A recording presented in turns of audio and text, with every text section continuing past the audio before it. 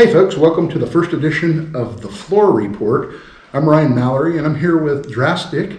How's it going, guys? Drastic here. So DrasticNFT, and he covers a lot of great stuff about new mints and how to make passive income. Yeah, good stuff. There's a few different NFTs that we want to talk about here tonight. The first one, I'm pretty excited about Kawaii Animals and what they've been doing. There's been several different mints, several different NFTs, Zebras, Pengu. Pengu came next, then Beru, Rhino, and then we're going to have AP soon. AP's coming. Yeah. Monday, April 4th.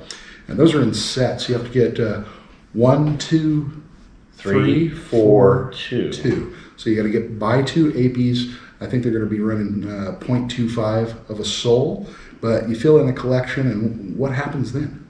Well, if you get the combination, which is called the whale combination of 1 Zebra, 2 Pengu, 3 Beru, 4 Rhino, and 2 AP, then what's going to happen is you'll be able to stake those in what's called the vault with Kawaii Animals, and then you will immediately get what's called a Cine Whale, which is a 3D NFT, and immediate would be within a couple days, and then though that whale set actually is staked for 30 days. So very nice, and you can leave it staked longer and more benefit down the road.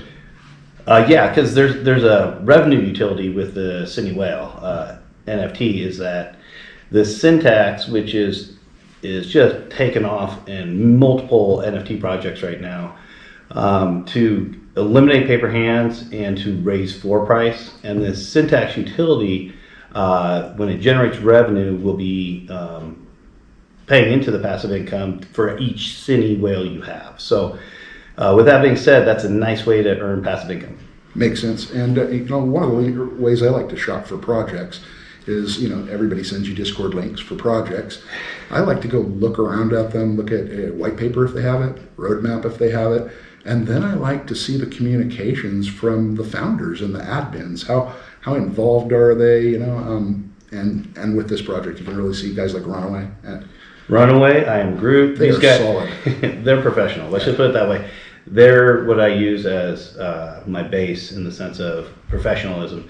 And everybody else, you're doing great jobs, but the communication during the mints, answering questions from Zebra all the way through Rhino has been stellar.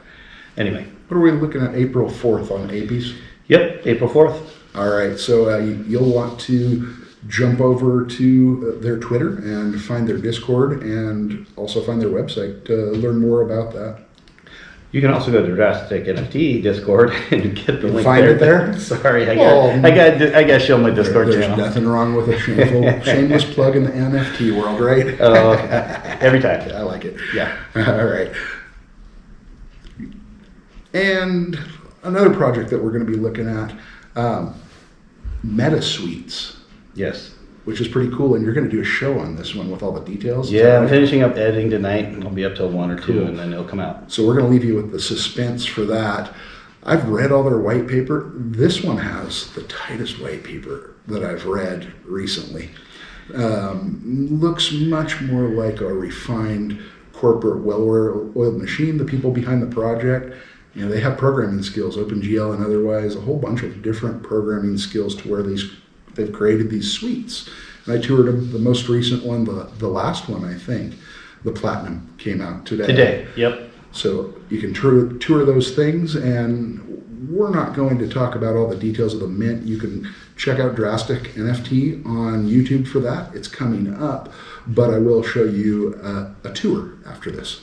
Yeah, what you did with that tour was awesome. I mean, I was like, you can do that now? And they're like, yep. Yeah, I could have put 8 people in that room, but I used 2 different machines, had monitors together. I could have done 4. I could have done different browsers on different monitors, but just got them so that they were upstairs, downstairs, looking at each other, seeing the stuff on the walls, because these suites, you can put NFTs and other graphics on the walls to decorate, and it's meant to be either meeting space, family get-together space, get-togethers with friends. People have friends all over the country and all over the world, and just an interesting place to get together.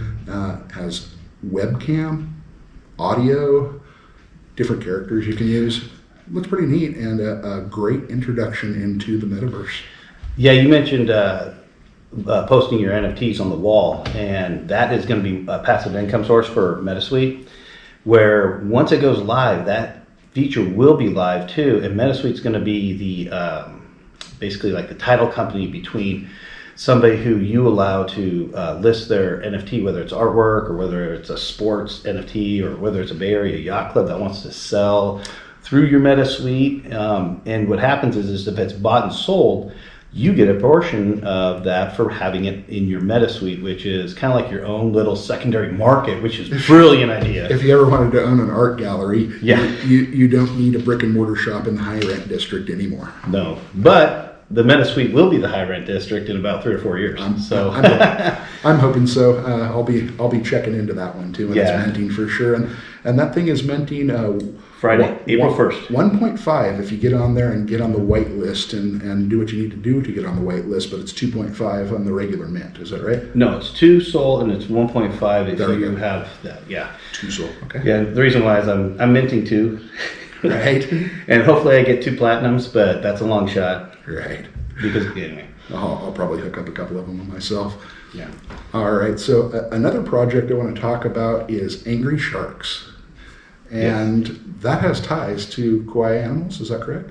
Only like through the network of people that do really well with this stuff. Yes. Like Runaway and I Am Groot. Those guys are in communication with Shark Father now it's Slug Father, and they talk a lot. And we have a chat together. There's like 12 of us in this chat, and that's kind of how the syntax has gotten applied. It was through this little communication channel that got set up, and it's really just taken off like wildfire. I'm like, we see it in a couple other NFTs I think that you're going to be bringing up here. Yeah. And it's really helping with the floor price to elevate that floor price, eliminate the paper hands, because when they realize that they can list it for above the syntax and get more money, then the floor price rises. And if they don't, then they get penalized on how much they make. So let's do some terms.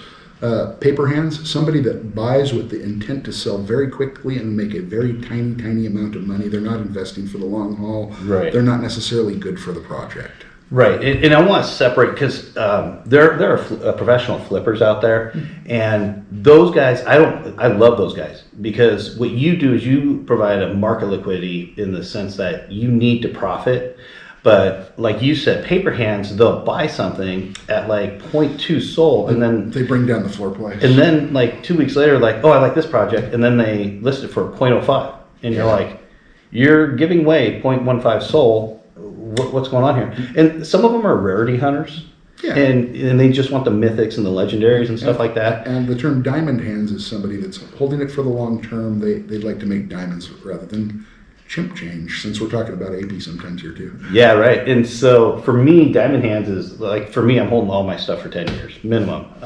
But like in my shows, I'll say if I recommend something, I recommend minimum 18 to 24 months to hold, because what happens is these projects technically on the software side can take longer than expectations in the roadmaps. So you want to be involved, stay involved in the Discord, chat it up, find out what's going on. I mean, it could go quiet for a while, and actually the last week and a half has been really quiet. Rome was not built in a day, folks. No. Hang in there to allow the folks that build these to show their skills, because they didn't get that far by not having any skills. And I wanted to do one more term, syntax. That's a tax when an NFT is sold below a certain level. So when an NFT sets a syntax, you buy one of those, you can't sell it for less than you bought it for, or less than whatever that syntax is, or some of that money gets swept out of your purchase as a commission, and that goes generally into a DAO for the members. That's usually the best use of a syntax. Yeah, and it allows larger royalties. So if your DAO is paying royalties, that means you're just going to get more pari-mutuel portion of that royalty. So Sharks was a great proof of concept of that, because Sharks, what was that thing to mint? It wasn't very much. Oh my gosh. 0.01. Dude, I've been in like 36 minutes. It wasn't much. It was less than $1 of SOL. So Sharks went up to 0.093 and, close to 10x, and it will be 10x, 10 times what you had to have to originally mint that thing. And even if you bought some later, like I bought some later to fill in my collection after minting, and I don't think I paid very much for them. By the time I'm done, the value of my sharks is now $450, but they didn't cost very much at all. No, now didn't you hit whale status with the sharks? Yes. Okay. You gotta have 50 of those puppies. Right, you have to have 50. I have 51. I have 53. But I don't have the most. There's somebody out there with 57. They got me by 4. And my competitive nature is like, I should just buy a couple, but but I'm not going to. I'm saving for their second generation mint that's coming up this month. I always want to have an extra 1 or 2 around in these usually, and not to paper hands, but maybe to some like gold hands instead of diamond hands later. You never know. Yeah. It can't hurt to have one more. No. Having one extra is always fun because if something takes off, you can just toss it out there. Right. So another project we want to talk about is 7 Deadly Sins. 7 Deadly Sins is pretty sweet. I like the graphics from it. They're edgy. They're a little bit dark, a little bit mopey at times, and that's in a good sense. Well, there's sins. Yeah. You got greed, sloth, wrath. Gluttony of all of them, and lust, and it's like. Those are all sins. Those are all like if you max out on them, man, they're deadly. And envy looked pretty rough too. What's that? Envy looked pretty rough too. Oh yeah. So each of these sins are based on a different color. They're pretty neat drawings, and they all have an animal tied to them. If you look very closely, they have a tattoo on their neck, and some of those are rares, and those rares have. Some of those rares have the animal in the background. There's some different patterns for backgrounds and things like that. But yeah, there's a different rarity play in this one. There is. Yep. So don't use like soul rarity or anything like that for the 7 Deadly Sins. They've created their own rarity, and if you go on to, I think it's Rare Sinners channel on their Discord, they'll have 7 posters, and each of the posters have 16 rares. And the one poster, each of them have an animal too. So if you have that animal, that's like a super rare sin. So there's one animal super rare for each of the sins.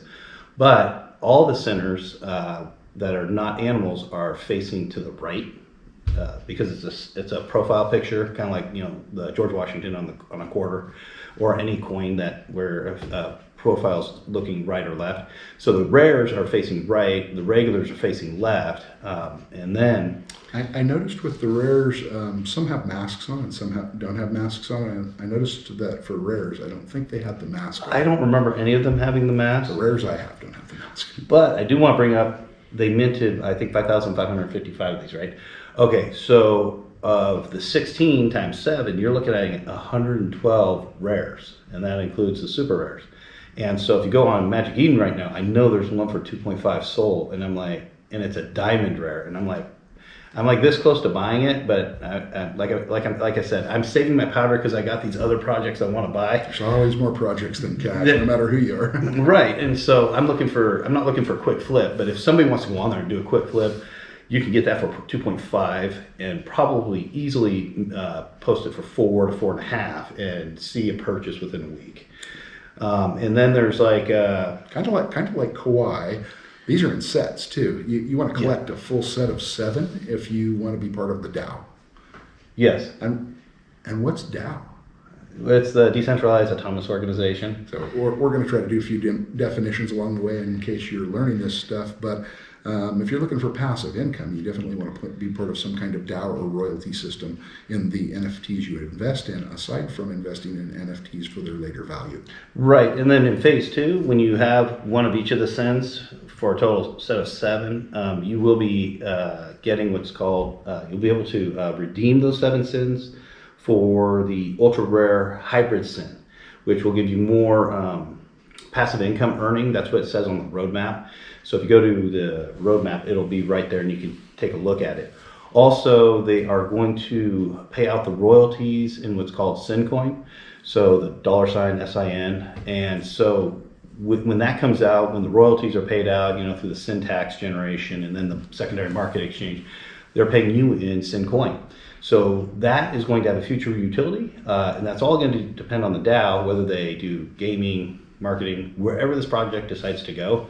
But they have teed up an NFT project that when the DAO can get a hold of it, these programmers are just going to listen to the DAO and then move forward with it. It's going to be great. Sounds like good stuff.